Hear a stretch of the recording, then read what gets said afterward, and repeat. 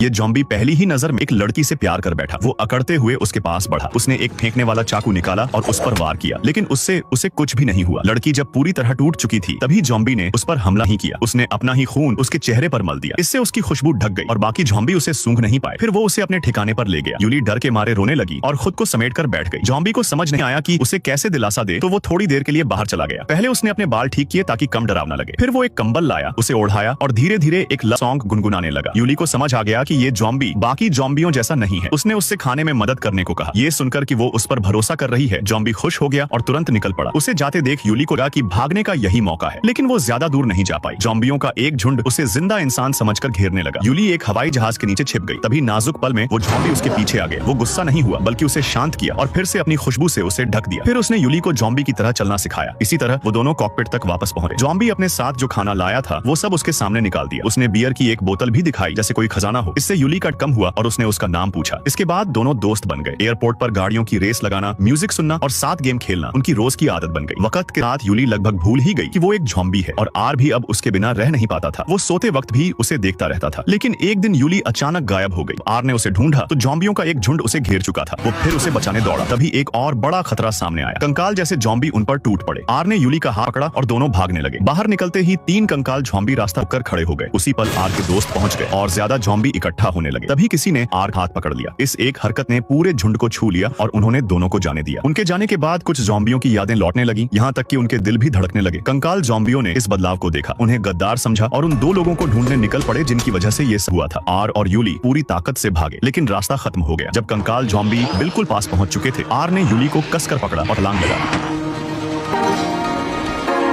मौत को छूकर निकलने के बाद दोनों ने जोश में एक दूसरे को चूम लिया। उसी पल आर की आंखों की पुतलियां बदलने लगी। तभी अचानक एक गोली उसे लगी। सेना उन्हें ढूंढ चुकी थी। यूली तुरंत आर के सामने खड़ी हो गई उसे बचाने के लिए। और तभी उसे एक चौंकाने वाली बात समझ आई। आर के शरीर से खून बहा था। वो अब जॉम्बी नहीं रहा था, वो फिर से इंसान बन चुका था।